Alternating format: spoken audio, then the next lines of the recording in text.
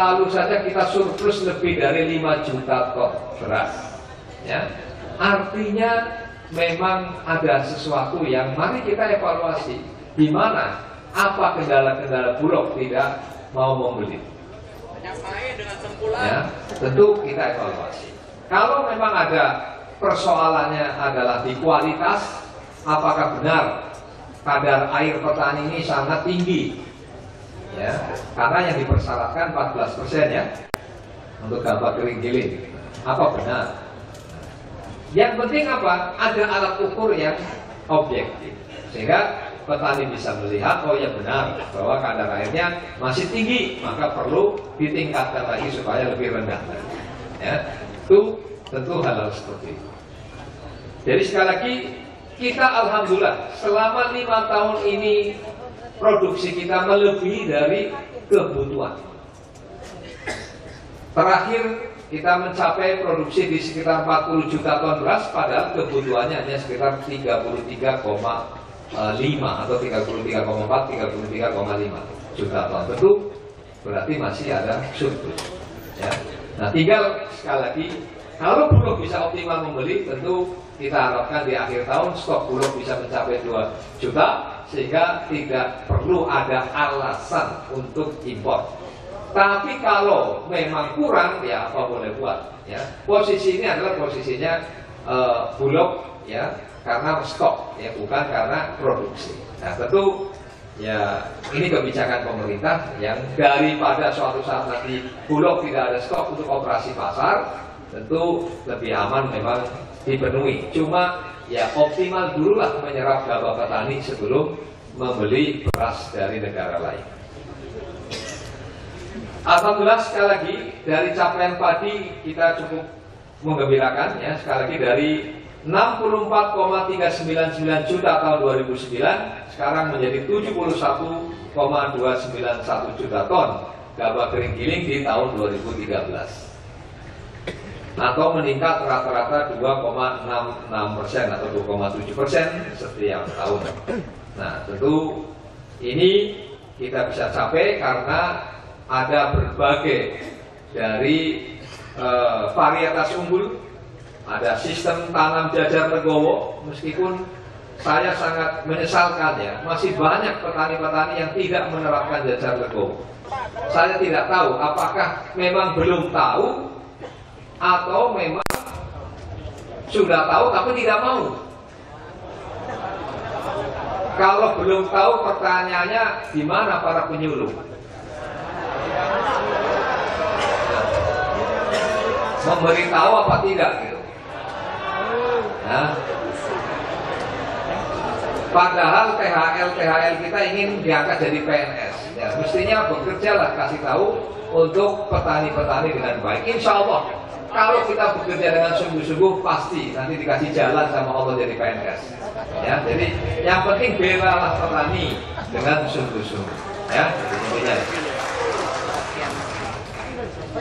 Padahal dengan menanam jajar legowo saja itu bisa meningkatkan 20% peningkatan produksi. Ya. Jadi kalau rata-rata selama ini 5 ton, dengan jajar legowo insya Allah menjadi 6 ton. Hanya sedikit memang agak lambat lah menanam, sedikit rumit dikit lah. Ya. Tetapi sekarang dengan ada alat transplanter yang sudah dengan jajar legowo, insya Allah akan memudahkan. Ya.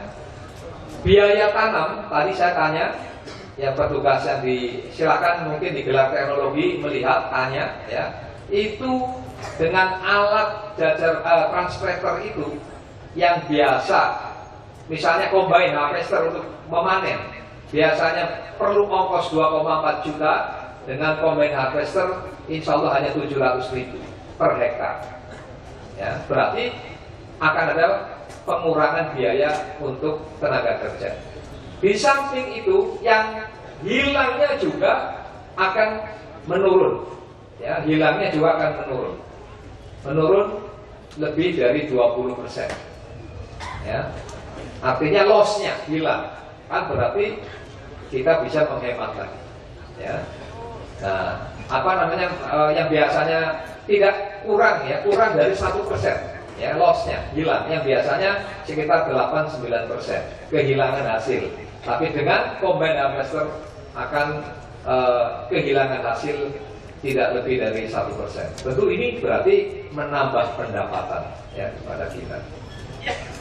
Kita lihat jagung, alhamdulillah juga peningkatannya juga lumayan ya, meskipun agak stuck ya. Tapi sekarang sudah diperkirakan untuk 2014 ini di angka 19, kembali seperti 12 ya. Cuma memang ini kedelai ya, kedelai terus terang saja ini memang banyak petani masih belum banyak berminat untuk kedelai.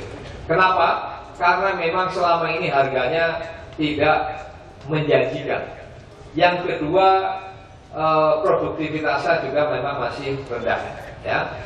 Dan biasanya petani memilih pilihan antara kedelai dan jagung karena menanamnya waktunya sama, maka pilihannya adalah jagung karena jagung bisa lebih menguntungkan. Daging sapi beberapa tahun yang lalu petani peternak kita menjerit karena harga murah. Di sini banyak peternak nggak yang hadir? Harganya bagaimana sekarang? Bagus. Cuma konsumen menjerit karena terlalu bagus. Ya, kalau terlalu bagus di peternak, konsumennya menjerit ya jangan. Nah, kita kendalikan karena dulu importasinya terlalu banyak, maka kami pangkas supaya impor ya jangan terlalu berlebihan. Nah, tapi importir tentu marah ya dengan kebijakan itu. Ya, maka dengan berbagai macam cara dia mau mencoba ya. Ya, tapi pada akhirnya karena harga tinggi terus ya, padahal harga tinggi siapa yang mempermainkan harga? Orang di peternak juga relatif masih murah.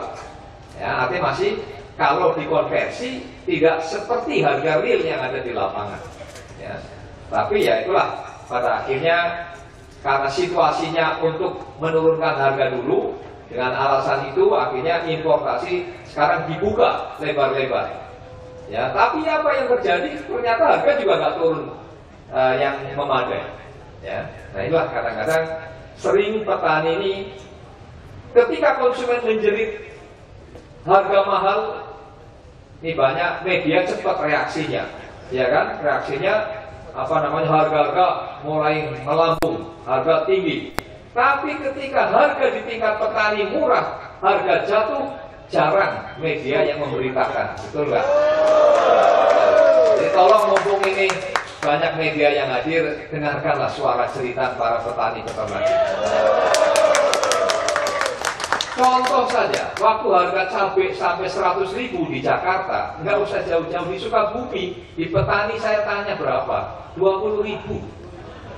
Ya, itu waktu pernah harga cabai 100.000 di Jakarta.